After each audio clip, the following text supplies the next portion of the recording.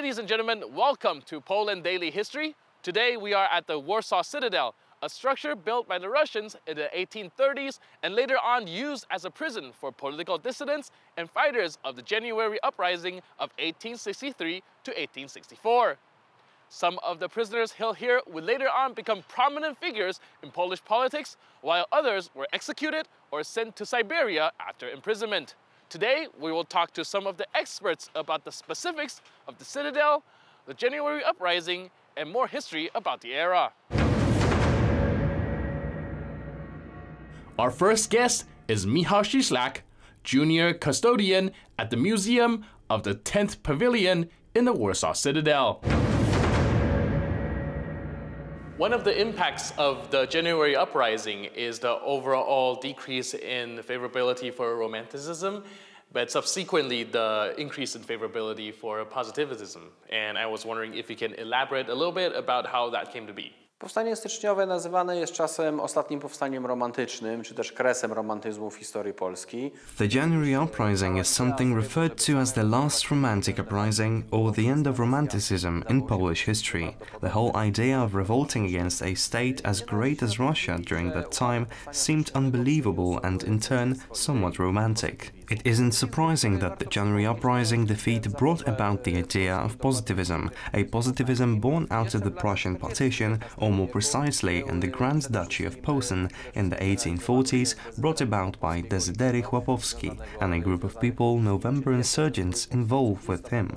Ale coś, co przed rokiem 1864 było znane tylko w małym kręgu ludzi, w małym kręgu bogatych włościan Poznania. But something that before the January uprising was known only by a tiny number of rich people in Poznań after the 1863 insurrection was applied on Polish lands. Before anything else, Poles focused on getting richer, on industrial development. This development was particularly noticeable in Warsaw and Łódź. Łódź became a promised land as described by Raymond in his famous novel. Warsaw expanded to 3 times what it was. By the end of the 19th century, Warsaw had almost 800,000 inhabitants, whereas in 1863, when it was preparing for the uprising, there were about 350 to 400,000 inhabitants. This was a great industrial development. So what was the obstacle to the development of this positivism? On the one hand, the development of national ideals, on the other, there were some economic factors. Russia tried to put the brakes on the Polish economy, deciding that it threatened the Russian economic plan. Positivists looked to Brits such as Herbert Spencer, who invented the term positivism and said positivism could develop in harmony with the state, but how can you develop positivism in a country such as Russia, which is Poland's enemy? This is why nationalistic ideals began to take the forefront. W harmonii z państwem. No a jak tu rozwijać państwo, jak tu rozwijać pozytywizm w państwie takim jak Rosja, które jest wrogie Polakom? Dlatego zaczęły zwyciężać idee. A national democracy, the Polish League, was founded in 1893. Earlier, in 1882, the first big socialist party, the proletariat, was formed. The proletariat said we should focus on class and social ideals. The nationalists said the focus should be on national ideals, and positivist ideals disappeared. They weren't completely gone, because positivists were still active before the First World War, but they certainly lost momentum and were no longer a decisive power. Bo pozytywiści to jeszcze i przed I wojną światową starali się działać, ale na pewno stracili już impet i nie byli siłą decydującą. So would you say that Romanticism makes his a little bit of comeback during the interwar era? Because as I know, like Marshal Piłsudski is personally a big fan of the January uprising. Piłsudski był wielkim fanem powstania styczniowego, ale przede wszystkim był ogromnym fanem literatury romantycznej. Piłsudski was a big fan of the January uprising, but first and foremost he was a big fan of romantic literature. He held the poet Juliusz Słowacki in particularly high regard, even giving him a royal-like burial at the Wawel Castle. Another romantic Polish poet was Cyprian Norwid, who said, "Oh, my son, you will forget the things I write about, but your own son will remember every word." The positivists decided to ignore the romantic ideals and fighting for independence, but the following generation went back to it, the generation right after the January uprising, who made it their mission to get back Polish independence by force.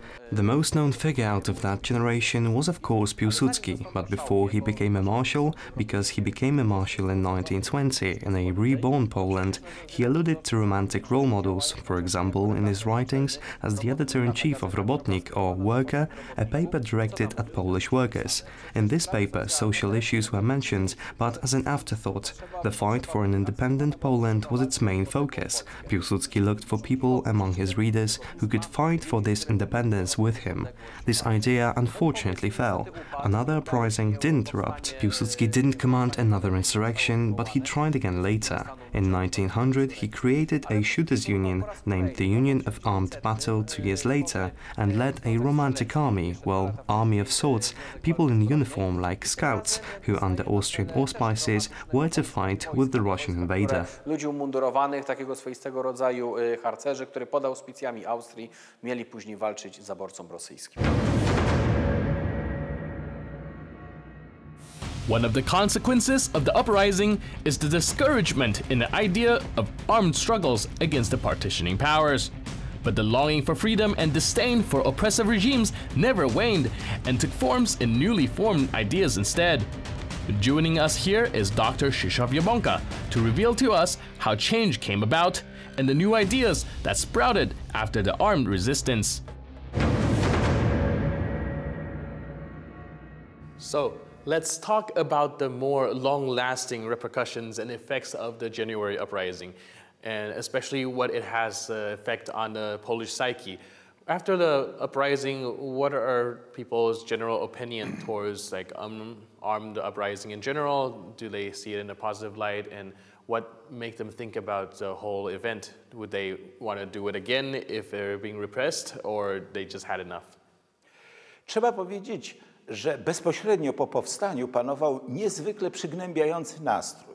Immediately after the uprising, the mood was particularly despondent. It took a few years for Poles to shake off this great trauma, where women wore black to mourn their men and there was no fun or joy to be had.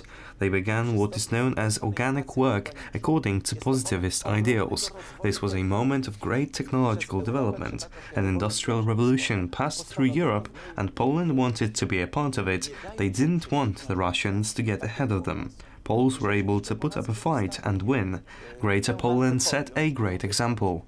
Poles, under a Prussian government where you could not break the law, were able to match the Germans economically and make it the best developed agricultural region. Here, Polish entrepreneurs were able to establish factories and function as Poles. The areas under Russian rule were much worse off. Dorównać Niemcom, ba i uczynić ze tego regionu na przykład najlepiej rozwinięty rolniczo obszar. Tam polscy przedsiębiorcy mogli zakładać fabryki i jako Polacy funkcjonować. The great compensation that part of the nobility received for their affranchisement of the peasants, which the Russians claimed to be money from the sale of Alaska, $7,300,000 was used to build thousands of homes in Warsaw. This was a period in which the architecture developed. Złotych rubli, złotych dolarów przepłynęło wtedy. Zbudowano tysiące domów w Warszawie. Churches were built, as well as factories, including, more importantly, arms factories. The part of Poland located within the Russian partition was starting to develop its first railway network. Zaboru rosyjskiego pokrył się siecią kolei żelaznej. Bardzo istotny był udział Polaków w budownictwie kolejowym. The role played by Poles in international railway construction was becoming increasingly important. Among others, a leading Warsaw industrialist, Leopold Kronenberg, financed and built the Vistula Railway along the Vistula up to Toruń towards the Baltic Sea. Something the Poles were able to maintain was that the broad railway tracks that the Tsar wanted to prevent enemy armies from riding into Russia ended at the Vistula. Beyond the Vistula, there were only French-style tracks which suited the European style of rails. Takie, które pasowały do ogólnoeuropejskich rozstaw szyn i dzięki temu były bardzo dobrze skomunikowane z resztą Europy. Thanks to this, they were able to link up well with the rest of Europe, so at least up to the Vistula, Poland wasn't dragged away from Europe. The Julian calendar also wasn't implemented. Instead, double dating was used. The Russians took the Gregorian dates used in the rest of Europe, while the Poles took the Julian dates used in Russia. The Polish language was also preserved. Every poster and signboard, whether it be put up by a shoemaker or tailor, had to be in two languages. There was a battle over which of the languages should be used first. Patriots wrote in Polish first, then in Russian in brackets, while those fearing Russia did the opposite, gaining some recognition because of this. A quite outstanding figure in Poland was the president of Warsaw, an extremely righteous man, a Russian and Tsarist general, Socrates Starynkiewicz. Człowiek niezwykle prawy, Rosjanin, generał carski. It is he brought two Brits to Poland, the two brothers William and Pete Lindley, who built the waterworks for our city. He left Warsaw as a city that was extremely developed. To on zostawił Warszawę niezwykle rozwiniętą. The January uprising was one of the most pivotal moments in the era when Poland was partitioned. The Poles would later on spend decades debating whether or not they had taken the correct path of resistance. During the interwar era, the veterans were treated as heroes, and they would later on serve as an inspiration for the soldiers fighting in the 1944 Warsaw Uprising. That's it for today. I'll see you next time on Poland Daily History.